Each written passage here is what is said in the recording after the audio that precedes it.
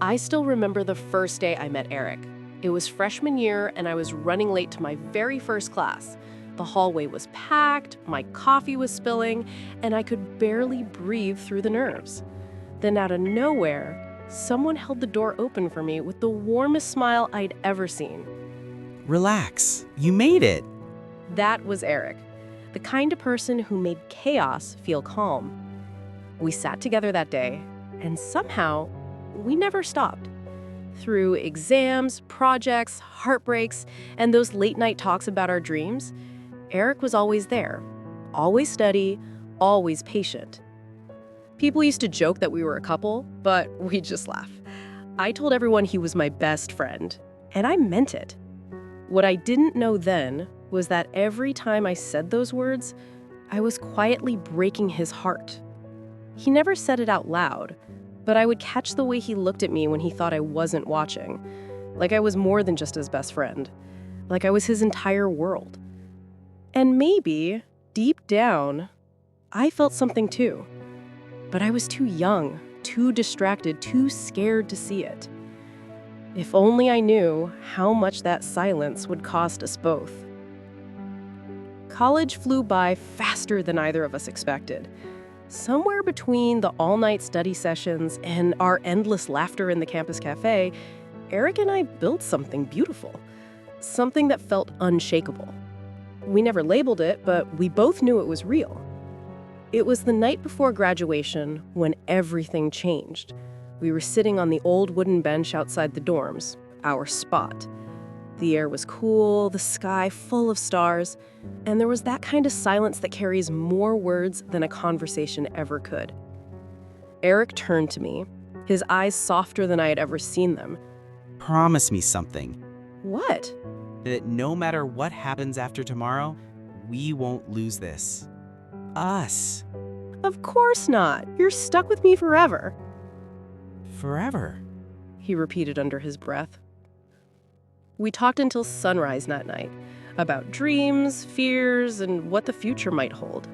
I remember resting my head on his shoulder, feeling completely safe. When I finally fell asleep beside him, I didn't notice the way he looked at me, memorizing my face, like he knew it was the last time he'd see me like that. Because the next morning, everything started to change.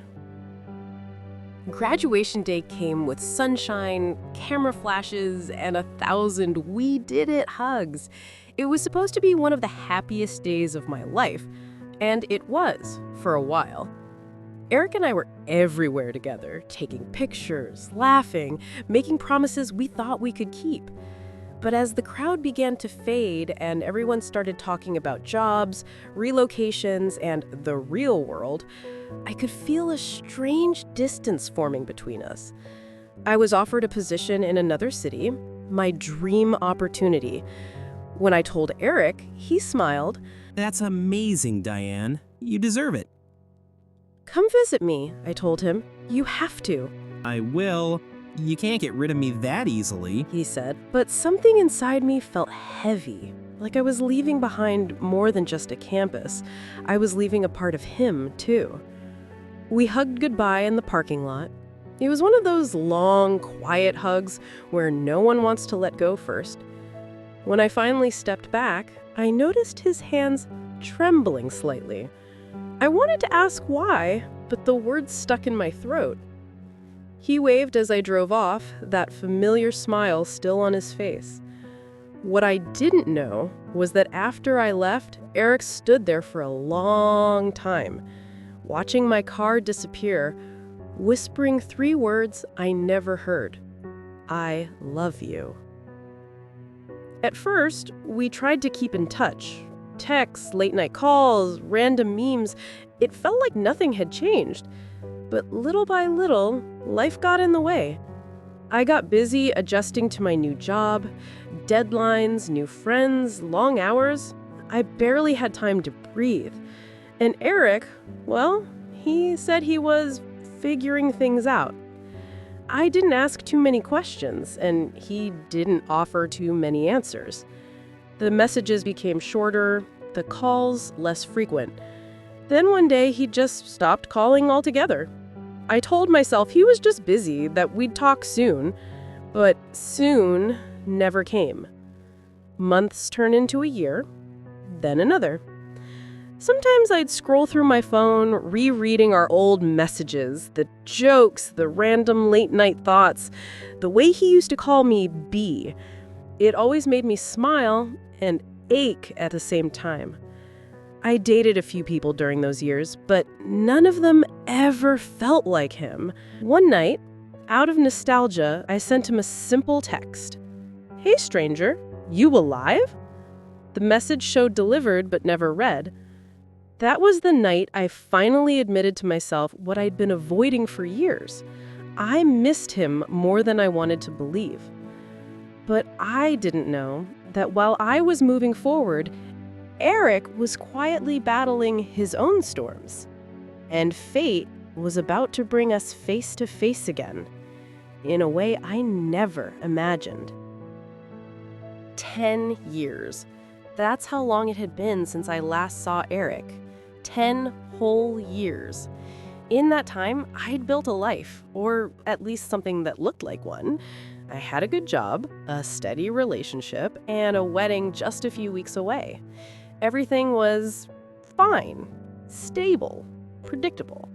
But sometimes, in the quiet moments, I still caught myself wondering where he was, what he was doing, if he ever thought about me too. It was a rainy Thursday when the past came back. I was at a small cafe finalizing some wedding details on my laptop. The door opened and I looked up, more out of habit than curiosity, and there he was. Eric. Older, broader, a little tired around the eyes, but still unmistakably him. The same warmth, the same quiet presence, only now there was something deeper in his gaze. Something that said he'd lived through storms I couldn't imagine. He froze when he saw me, like the world had stopped spinning. For a second, neither of us moved. The only sound was the rain hitting the windows. Diane? My heart stuttered. Eric? We stood there, years collapsing in an instant. The memories, the laughter, the silence, everything we'd buried came rushing back. He smiled softly. You look happy. I wanted to say, I am, but the truth? My throat tightened. I didn't know if I was. That day, the rain didn't stop, and neither did the feeling that something unfinished had just walked back into my life. We ended up sitting by the window, 2 coffees between us, pretending like 10 years hadn't passed. At first, it was all small talk. Work, family, the usual. But beneath the surface, I could feel it, that quiet electricity that never really left. Every time he smiled, it was like my heart forgot the rules it had learned over the years. He told me he started his own small business, said it wasn't easy, but he was proud of what he'd built. His voice still had that same calmness, like no matter how heavy life got, he could carry it. Then he looked at my hand, at the ring. So, you're getting married? Yeah, in 3 weeks. He must be lucky. Something in the way he said it made my chest tighten. Eric, I whispered, why did you stop talking to me? He stared out the window for a moment before answering. Because every time I heard your voice, it reminded me of what I couldn't have. I froze. The world felt suddenly smaller, quieter. Eric? He met my eyes, and there it was. 10 years of silence, of love swallowed and buried. He thought if I disappeared, maybe I'd stop loving you, he said. But I didn't. I never did. Outside, thunder rolled, and inside, everything I thought I knew began to shake. And deep down, I realized part of me had been waiting to hear those words all along. After that coffee shop meeting, I couldn't stop thinking about him. Every word he said replayed in my mind like an unfinished song. I thought if I disappeared, maybe I'd stop loving you. Those words wouldn't let me rest. I tried to bury myself in wedding plans, cake tastings, guest lists, fittings, but none of it felt real anymore. Every detail seemed dull compared to the storm Eric had stirred inside me. A week later, he texted me, "Can we talk? Just one more time." My heart stopped. I stared at the message for minutes before replying. We met at the park near my old college. It was quiet, almost painfully familiar. He looked nervous, standing under the same tree where we once used to sit and share snacks between classes. I didn't mean to mess things up for you. I just needed you to know before it's too late. Too late for what? For me to let go. The silence that followed was heavy, the kind that carries years of unsaid words. I wanted to tell him everything, to admit I still thought about him, that part of me never moved on. But I couldn't. "Eric, I'm getting married." He nodded slowly. I know. That's why this is goodbye. He turned to leave, and this time I didn't stop him. But as I watched him walk away, something inside me whispered that this goodbye wouldn't be the last. The wedding morning felt unreal, like I was watching someone else live my life. The house buzzed with laughter, makeup artists, and the soft rustle of dresses. But inside, I felt hollow. Every smile I gave felt borrowed. My maid of honor kept asking if I was nervous. I wasn't. Not the normal kind of nervous, at least. It was something deeper. A quiet ache that had Eric's name written all over it. I tried to stop thinking about him, to let the past stay buried. But as I looked at myself in the mirror, veil, pearls, perfect hair, I didn't see a bride. I saw a woman pretending. Then, as if the universe heard my thoughts, someone knocked on the dressing room door. Diane? His voice. For a heartbeat, I couldn't move. I opened the door, and there he was, standing in the hallway, holding a small envelope. His eyes looked tired, desperate. I know I shouldn't be here, but I can't let you marry him without hearing this. 10 years ago, I let you walk away because I was scared.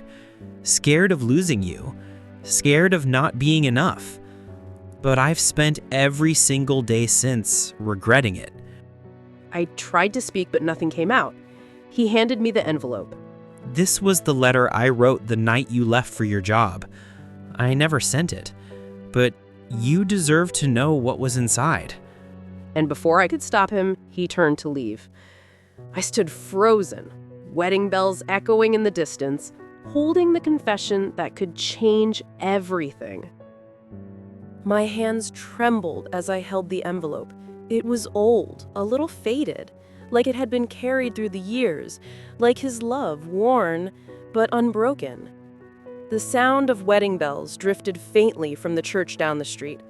Someone called my name in the distance, but I didn't answer.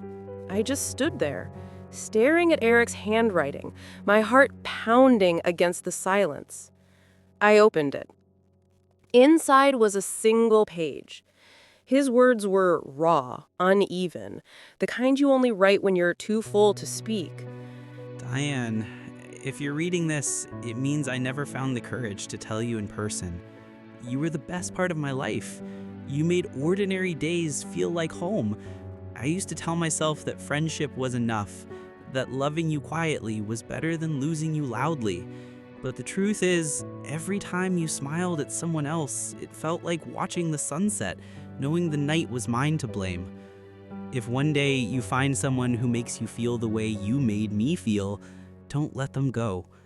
But if not, maybe look for me. I'll still be here, loving you in the quiet. Eric. Tears blurred the ink. My chest felt like it was breaking open. I looked toward the church. My fiancé was there. Kind, safe, predictable. But standing in that hallway, holding a decade of unspoken love, I realized something terrifying.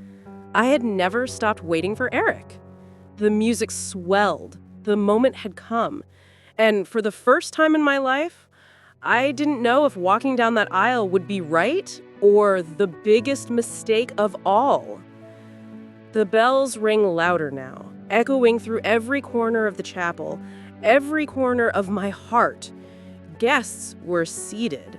The pianist began to play softly. Someone called, "It's time!" I held the letter tightly, feeling its weight. 10 years of silence pressed into a single sheet of paper. My reflection in the mirror looked like a stranger. The dress, the veil, the perfection, none of it felt real anymore. And then I did something I never thought I would do. I ran.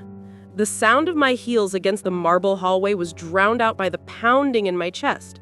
The rain had started again outside, heavy and cold. And there, just beyond the steps, standing beneath an umbrella, was Eric. He turned when he saw me, disbelief flickering across his face. Diane? I could barely speak through the tears. "Why did you come?"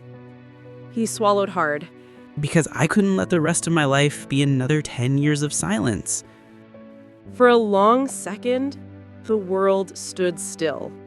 Rain poured around us, soaking through my dress, his suit, everything. "I read your letter." I whispered. "You should have told me."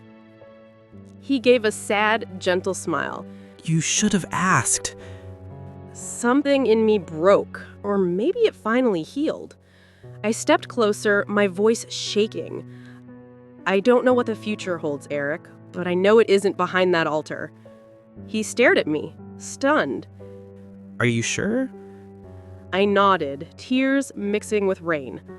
I've never been more sure of anything.